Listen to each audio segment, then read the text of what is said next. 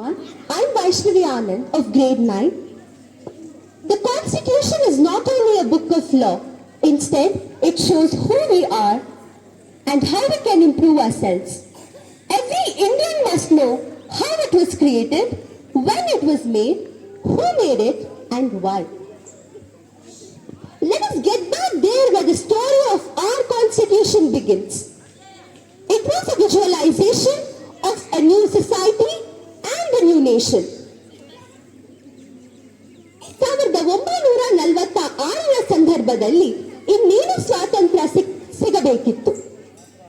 ಹಾಗಾಗಿ ಮುಂದಿನ ದೇಶದ ಆರ್ಥಿಕ ಭದ್ರತೆ, ಸಾಮಾಜಿಕ ಸ್ಥಿತಿಗತಿಗಳನ್ನು ನಿರ್ವಹಿಸುವುದು ಹೇಗೆ ಎಂಬ ಸವಾಲು ಎದುರಾಯಿತು.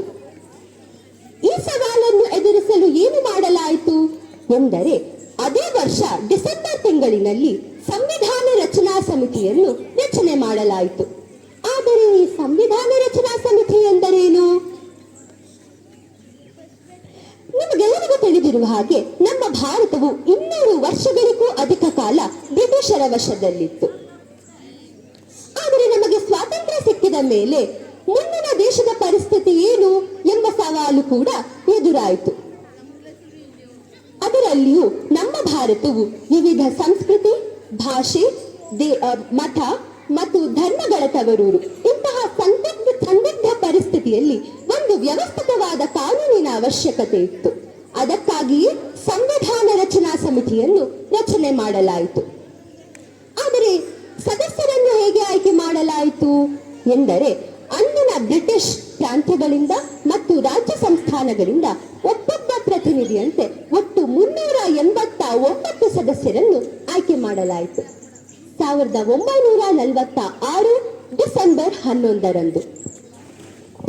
I, Rajendra Prasad, I am thankful to everyone who believed in myself and elected me as the President of the Indian Constituent Assembly. Hereby, with your support, we are going to draft the Constitution soon. In the month of November 1948, when the draft Constitution was introduced, the assembly language had become the most important subject of debate. Adhyaksh Mohoday, I want the assembly procedures to be done in Hindustani. Nobody will be happy than myself that Hindustani became the official language of our country. I don't know to speak English very well. Yeah, many people don't know Hindustani too, like Rajgopal Chari. जिस सदन में भारत के लिए आप जिस सदन में भारत के लिए एक संविधान बनाने के लिए आप उपस्थित हैं, जो हिंदुस्तानी नहीं जानते वो इस सदन सदस्यता के योग्य नहीं है. वो बेहतर है तो चले जाए. I don't proceed to talk further. Please don't shout. Sit down. मुझे हर सदन कार्य में हिंदुस्तानी. Devekar sir, please keep respect. Whatever you want to speak, you have spoken. This is not a party session to shout. Please. No, Devekar sir, we heard your statements. We will listen to you. Please sit down. Adhyaksh Mohoday, I said Govindas. My concern is to Hindi alone can be the national language of this country. Article 91 says that only 2 languages, Hindi or English, to be used for the business of our parliament. As for South India, I agree that for few years business will have to be conducted in English, but at the end Hindi has to be our national language and Devanagari our national script. Sir, I, T.T. Krishnamachari, would like to convey a warning on the behalf of the people of South India. There are elements there that want separation, and it is up to all of us to keep those elements in their place. But my friends in UP do not help this situation in any manner by blocking their idea of Hindi imperialism. So it is up to them to have whole, undivided, unbroken India or only Hindi India.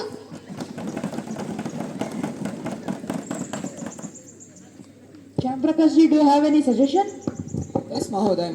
Some of my friends, when all India shall have one language and only Hindi, frankly speaking, if it is claimed by anyone that by passing an article in the Indian Constitution, language will be accepted by all, the process of coercion say that it is not possible. Understanding and consent will not call it provincial, as India is a land of diversity. I would like to say that I am proud of my own language because it is a language that has been enriched by many noble writers from centuries. I also have concern about people of South India and East India, and I'll put forward my visions. At last, I would like to say that respect your own language rather than Hindi. Vande Mataram.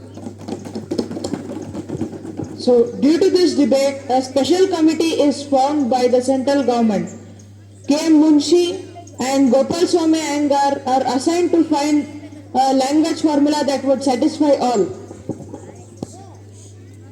And this is how they tried to resolve the conflict to find a new language formula.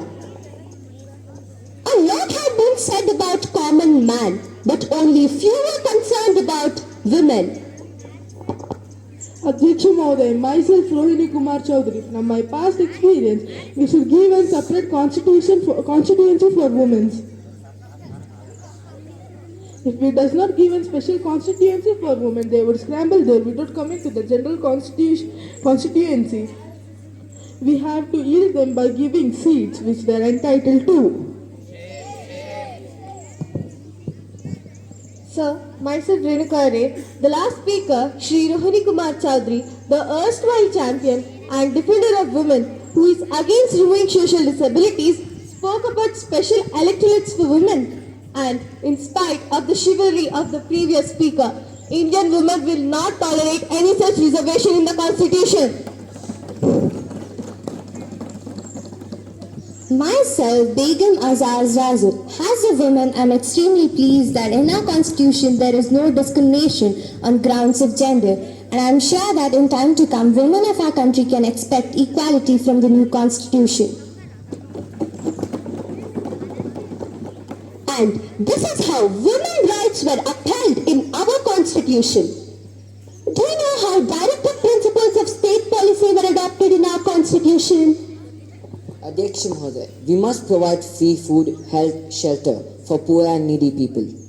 How do we do it for this big strength? As written in Kautilya Arthashastra, kingship must provide that. We must provide basic needs for orphans, sick people, helpless ladies and kids. In Bihar during Chanakya's reign it's happened.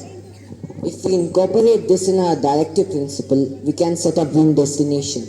We want to arrive the future government to find directive principle. We can make our dream come true, also for which we have taken pledge during all-party conference. We would give food, education for needy. You must prepare a motto for it. Sir Benegal Narasimha Rao drafted the directive principles of state policy, which ensures that each state is responsible for providing civic amenities in their respective states. After the partition of India and Pakistan, the total number of Constituent Assembly were reduced to 299.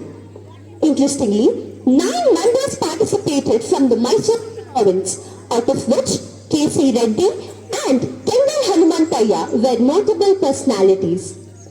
Midnight session of August 14 to 15, 1947. Long year ago, we made a tryst with destiny. And now the time comes when we shall redeem our pledge.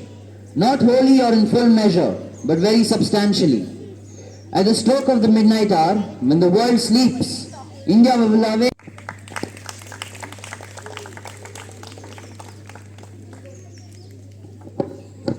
Now, I would like to call Srimati Hansa Mehta to reveal the Indian flag and Srimati Sucheta Kriplani to sing Sare Jahan Se Acha.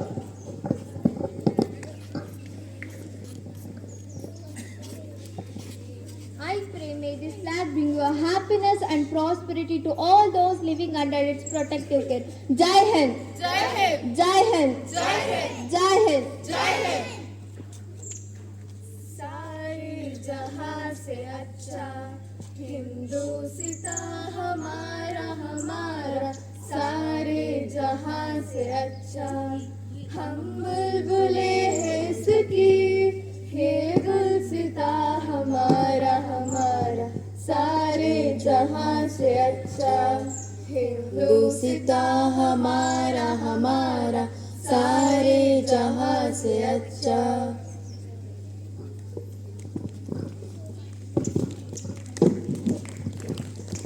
16th of August 1st, 1947. At this point of time, to make our work with greater efficiency, we are going to have 22 different committees. Dr. B.R. Ambedkar will work as chairperson of drafting committee. Sardar Vallabhbhai Patel will work as chairperson of advisory committee on fundamental rights, welfare of tribes and minority. Jawaharlal Nehru will work as chairperson of Union Powers Committee. K.M. Munshi will work as chairperson of Orders of Business Committee.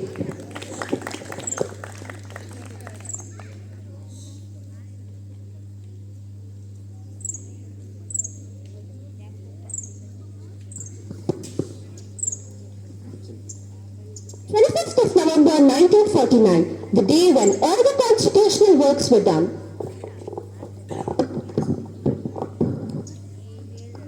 Well, sir, looking back on the work of the Constituent Assembly, it will now be 2 years, 11 months and 17 days since it first met on the 9th December 1946. During this period, the Constituent Assembly has altogether held 11 sessions. The first 6 was spent passing the executive resolution and the consideration of the reports of various committees, and the last 5 sessions were devoted to the consideration of the draft constitution. After many changes, the draft constitution contains 395 articles, 22 parts and 8 schedules.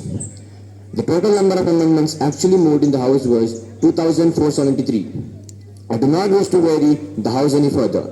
Independence is no doubt a matter of joy, but let us not forget that this independence has thrown on us great responsibilities.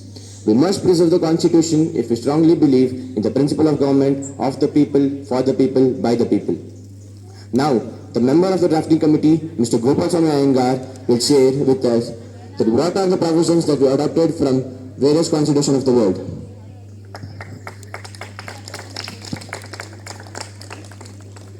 Sir, I would like to notice the Assembly that the few laws that we adopted from the foreign constitutions.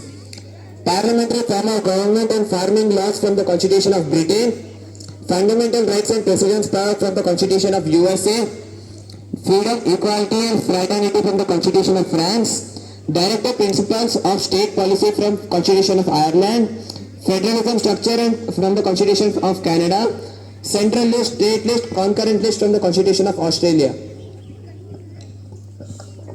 26th of November 1949, a total of 283 members of the Constituent Assembly signed the Constitution.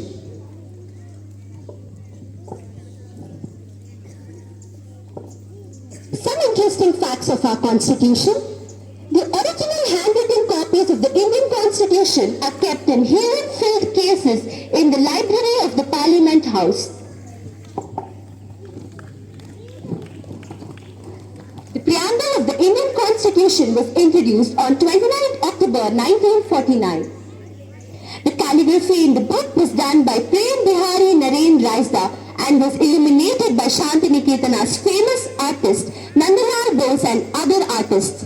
Our constitution is one of the world's best constitutions because in 74 years of its adoption it has been amended only 117 times, while most of the countries keep changing their constitution. It's also the world's longest constitution at 1,70,369 words. Dr. B.R. Ambedkar is regarded as the chairperson of the drafting committee and father of the constitution and searching the laws of around 60 other countries.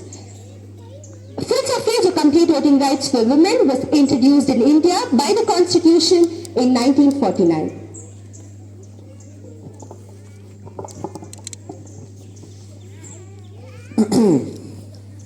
I congratulate everyone who is part of the Constituent Assembly of India. Today we have successfully completed the task of drafting the Constitution and adopting it. But we have to wait another 2 months for its enforcement. Because as we all know, January 26th is the day of the historical importance. Indian National Congress accepted the Purna resolution in its Lahore session on the 26th January 1930. From then on, every year we have celebrated the day as Independence Day during the British Raj. Thus, we collectively decided that enforcement of the Constitution will take place on the 26th of January 1950, and that day will be celebrated as Republic Day. Jai Hind.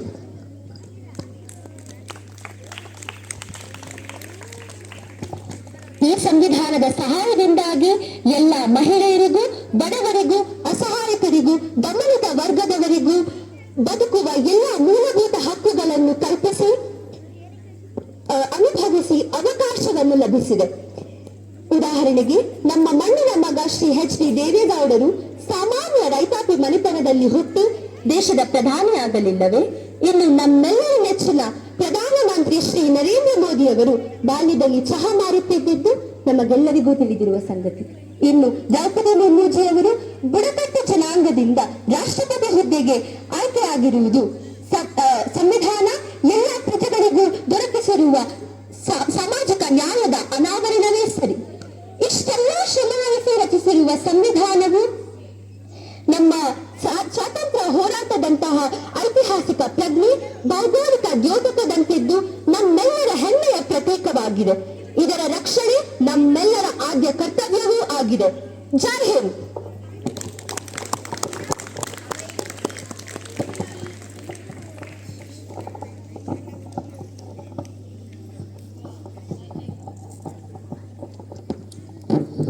Dr. B.R. Ambedkar once said, "The Constitution is not a mere lawyer's book.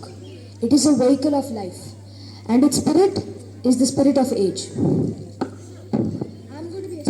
I'm going to be explaining this quote today. This quote by Dr. B.R. Ambedkar says that the Constitution is not just a document for lawyers, but a document filled with life that guides and shapes a nation. The spirit of a constitution always reflects the values and aspirations of the current generation. It is a living document that adapts and evolves with time and reflects the spirit of age. Sarvebhyah dhanyavadaः.